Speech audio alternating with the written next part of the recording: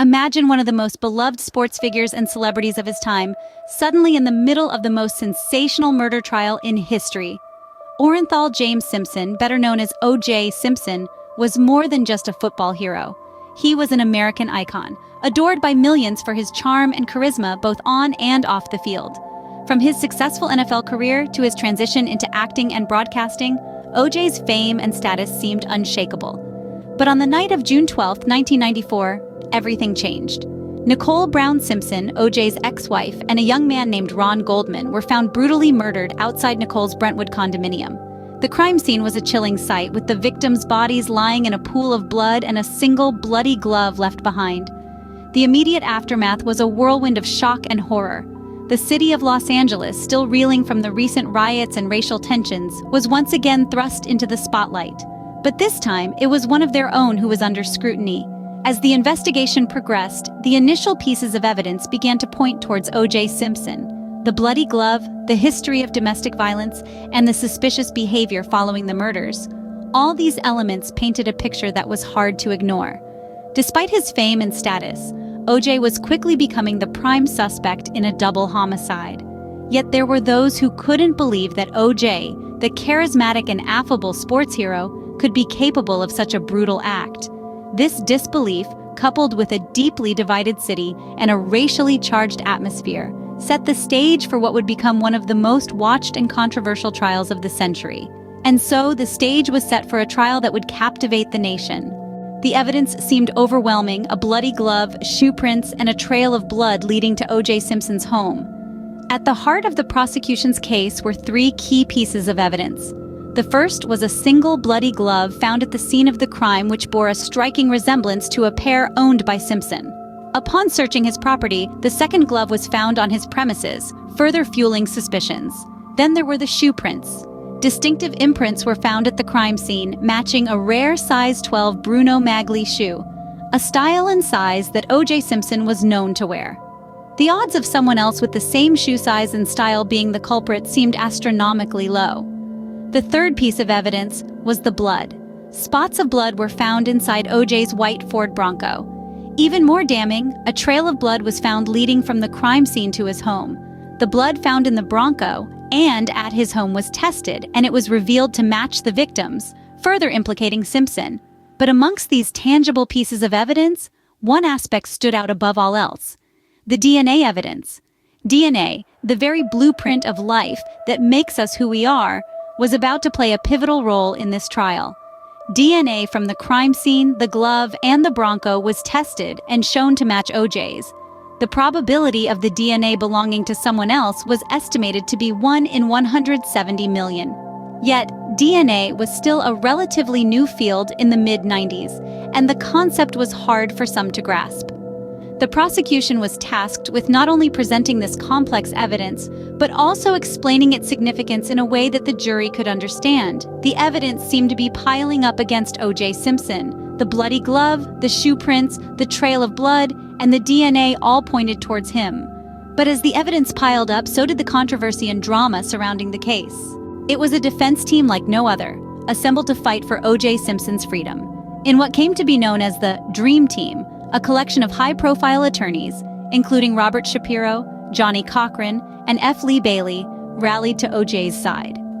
Their strategy was aggressive, meticulous, and designed to poke holes in the prosecution's case at every opportunity.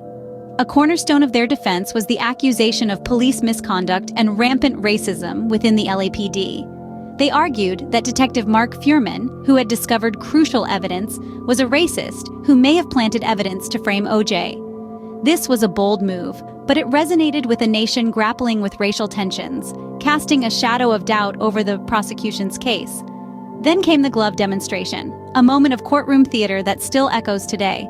O.J. Simpson, standing before the jury, struggled to fit his hand into the glove allegedly used in the murders. Johnny Cochran famously quipped, "If it doesn't fit, you must acquit." With that, the defense had planted a seed of reasonable doubt. The defense team also raised controversy over the DNA evidence. They argued that it had been mishandled, potentially contaminated, and therefore unreliable. They brought in experts who testified that the blood samples could have been tampered with, adding another layer of uncertainty to the prosecution's case. Throughout the trial, the defense team capitalized on every opportunity to challenge the prosecution's evidence. They painted a picture of a flawed investigation, racial bias, and unreliable evidence. The prosecution may have thought they had an open and shut case, but the defense had other plans. The trial was a roller coaster ride, with the defense team shaking the prosecution's case at every turn. The stage was set for a verdict that would shock the world, but that is a story for another time. For now, we are left to ponder the power of a formidable defense, the role of race in the justice system, and the lasting impact of the O.J. Simpson trial. After a trial that lasted more than 8 months, the jury reached a verdict in less than 4 hours. The words "not guilty" echoed through the courtroom, sending shockwaves throughout the nation. The verdict triggered a tsunami of reactions, a stark divide along racial lines. Many in the African American community saw it as a rare instance of justice, a pushback against a system that had, for too long, been skewed against them. Meanwhile, others viewed it as a miscarriage of justice, a celebrity escaping the consequences of his actions. Following the criminal trial, the families of Nicole Brown Simpson and Ronald Goldman filed a civil lawsuit against O.J. Simpson. In stark contrast to the criminal trial, the jury in the civil case found Simpson liable for their deaths. The verdict came with a hefty $33 million in compensatory and punitive damages. However, to this day, most of that judgment remains unpaid. In the years following the trial, O.J. Simpson's life was anything but quiet. He published a controversial book titled "If I Did It," which was widely criticized and ultimately led to further legal troubles. In 2007, Simpson found himself back in the courtroom, this time for a robbery in Las Vegas. He was convicted on all counts and sentenced to a minimum of 9 years in prison. He served 9 years before being granted parole in 2017. From the football field to the courtroom, O.J. Simpson's life has been a roller coaster ride of fame, infamy, and controversy. His story serves as a stark reminder of the power of celebrity, the racial divide in America, and the sometimes questionable interplay between wealth, fame, and justice. The O.J. Simpson case remains one of the most controversial and talked about trials in American history.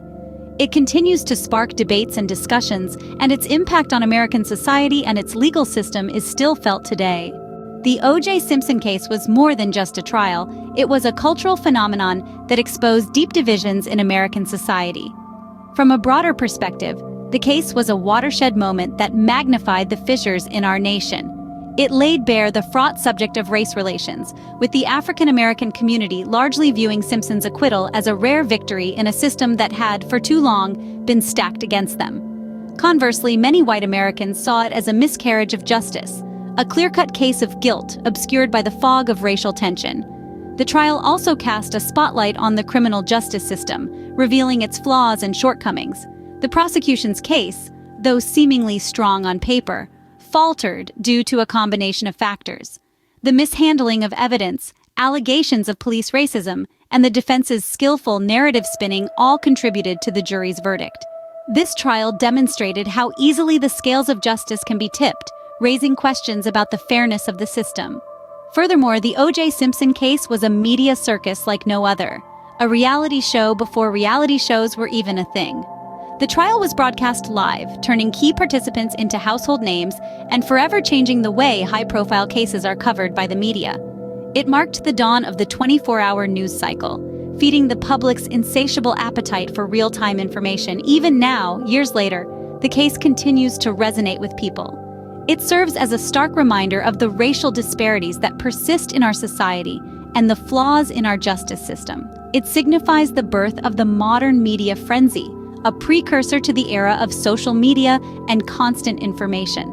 The O.J. Simpson case remains a stark reminder of the power of celebrity, the complexities of justice, and the enduring impact of racial tension in America.